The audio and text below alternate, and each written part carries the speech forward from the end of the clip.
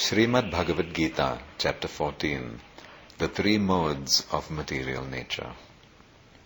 The Supreme Personality of Godhead said, "Again I shall declare to you this supreme wisdom, the best of all knowledge, knowing which all the sages have attained the supreme perfection. By becoming fixed in this knowledge, one can attain to the transcendental nature like my own. Thus established, one is not born at the time of creation or disturbed at the time of dissolution. The total material substance called Brahman is the source of birth, and it is that Brahman that I impregnate, making possible the births of all living beings, O son of Bharata.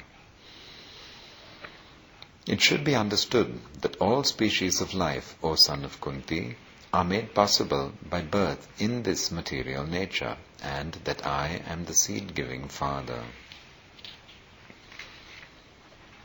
Material nature consists of three modes: goodness, passion, and ignorance. When the eternal living entity comes in contact with nature, O mighty armed Arjuna, he becomes conditioned by these modes. O sinless one, the mode of goodness, being purer than the others, is illuminating, and it frees one from all sinful reactions. Those situated in that mode become conditioned by a sense of happiness and knowledge. The mode of passion is born of unlimited desires and longings, O son of Kunti, and because of this, the embodied living entity is bound to material fruitive actions. O son of Bharata, know that the mode of darkness born of ignorance is the delusion of all embodied living entities. The results of this mode are madness, indolence, and sleep, which bind the conditioned soul.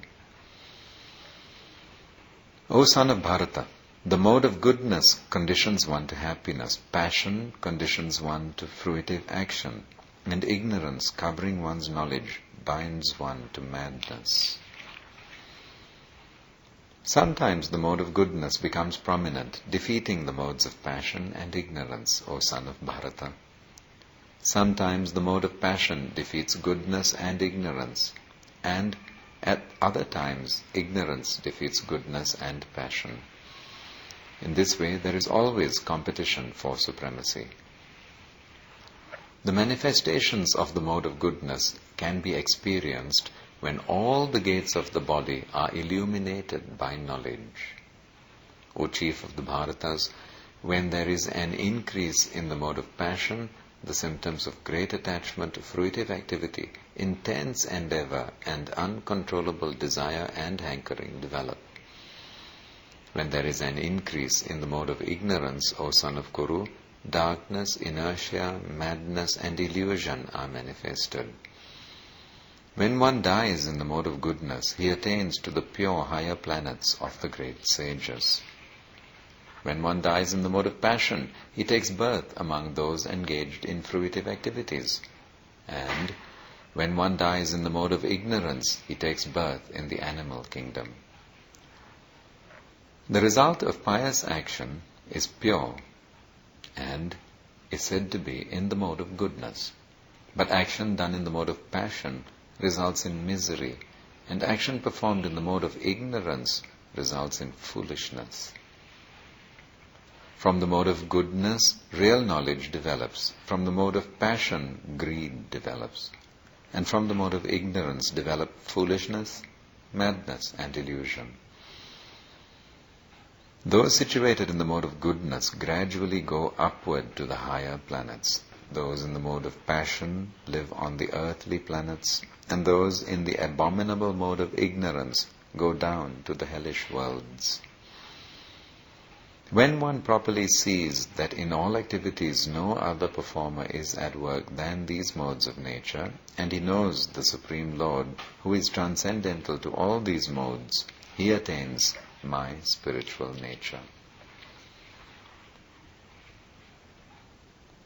When the embodied being is able to transcend these three modes associated with the material body, he can become free from birth, death, old age, and their distresses, and can enjoy nectar even in this life. Arjuna inquired, O my dear Lord, by which symptoms is one known who is transcendental to these three modes? What is his behavior, and how does he transcend the modes of nature?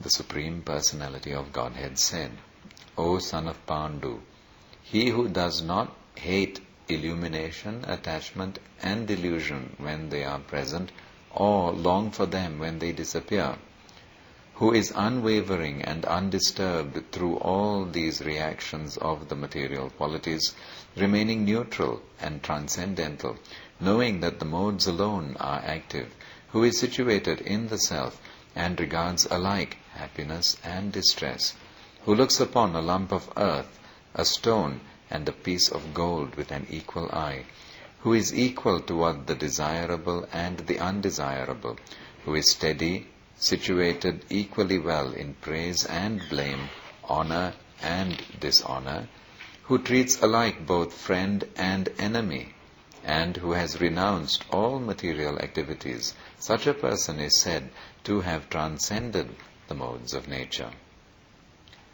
One who engages in full devotional service, unfailing in all circumstances, at once transcends the modes of material nature and thus comes to the level of Brahman. And I am the basis of the impersonal Brahman, which is immortal, imperishable and eternal, and is the constitutional position of ultimate happiness.